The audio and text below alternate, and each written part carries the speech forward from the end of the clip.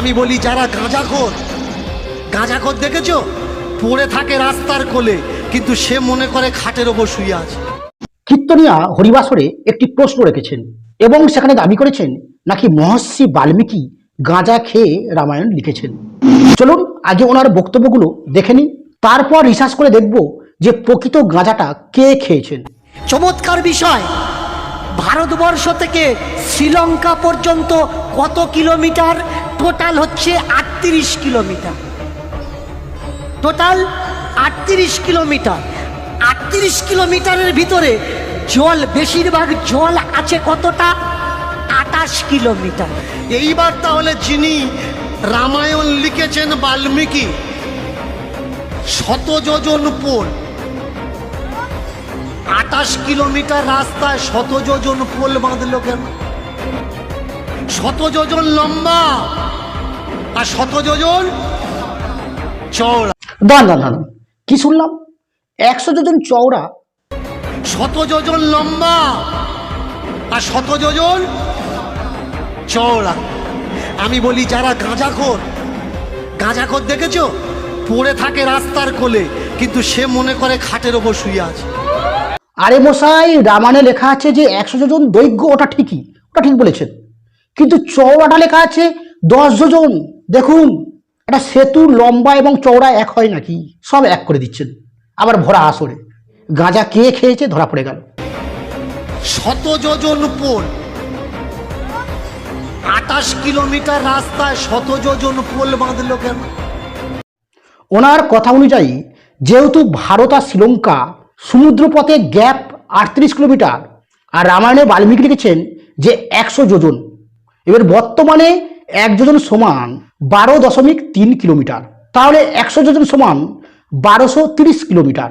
এবার ওনার যুক্তিতে যেহেতু ভারত ও শ্রীলঙ্কার যে সামুদ্রিক যে গ্যাপ, সেই গ্যাপটা যদি 38 কিলোমিটার হয়, তাহলে ওই জায়গায় দৈর্ঘ্য অর্থাৎ লম্বায় কিভাবে 1230 কিলোমিটার সেতু নির্মাণ করা যায়? তাহলে সম্ভব নয়। সেই জন্য উনি হচ্ছে আমাদের বাল্মীকিকে গাঁজাখোর ভাবছেন। কিন্তু মশাই, সনাতন ধর্ম অত সহজ বিষয় নয়। শুধু অনেক পড়াশোনা করে ডিগ্রি পেলেই এই ধর্মকে অত সহজে বোঝা যায় না। এই ধর্মকে বুঝতে গেলে গভীর রিসার্চের প্রয়োজন। চলুন একটু আমরা গভীরভাবে রিসার্চ করে দেখি আদতে কে গাঁজা খেয়েছিলেন, ওই কীর্তনিয়া না মহর্ষি বাল্মীকি। ফিজিক্সের এসআই ইউনিট চ্যাপ্টারটা পড়লেই বোঝা যায় সিজিপিএম দ্বারা 1960 সালে এসআই ইউনিট গঠন হয় এবং সেই এসআই ইউনিটের দ্বারাই বিশ্বের সমস্ত মেজারমেন্ট পদ্ধতি আবিষ্কার হয়। অর্থাৎ 1 যোজন সমান যে 12.3 কিলোমিটার, এটাও কিন্তু 1960 সালের পরে আবিষ্কার হয়েছে। কিন্তু রাম সেতুটি নির্মাণ হয়েছিল প্রায় 7000 বছর আগে। এবার আমার প্রশ্ন, এখন 12.3 কিলোমিটার ধরা হচ্ছে 1 যোজন সমান, তখন তো অন্য কিছুও ধরা হতে পারত। হ্যাঁ, এবার আপনারা প্রশ্ন করতেই পারেন, সে সময় যাই ধরা হোক বা এই সময় যাই ধরা হোক, বর্তমানে যে আমরা রাম সেতু বলে দাবি করছি, যে শ্রীলঙ্কা ও ভারতের মধ্যখানে যে সেতুটি, ওই সেতুটি রামায়ণের যে বর্ণিত সেতু, সেটা আপনি প্রমাণ করুন। আসুন আমি প্রমাণ করে দেব যে রামায়ণে যে সেতুর বর্ণনা দেওয়া আছে, সেই সেতুটি বর্তমানে ভারত ও শ্রীলঙ্কার মধ্যে পাওয়া ওই সেতুটি, যার দৈর্ঘ্য বর্তমানে 30 কিলোমিটার এবং প্রস্থ 3 কিলোমিটার। রামায়ণে যে সেতুর কথা বলা হয়েছে, সেই সেতুর প্রস্থ ছিল 10 যোজন আর দৈর্ঘ্য ছিল 100 যোজন, অর্থাৎ প্রস্থের 10 গুণ দৈর্ঘ্য। মানে দৈর্ঘ্য থেকে যদি প্রস্থ ভাগ করা হয়, দৈর্ঘ্য মানে 100 যোজন, 100 ভাগ 10 যোজন, 10 সমান 10 হচ্ছে রেশিও।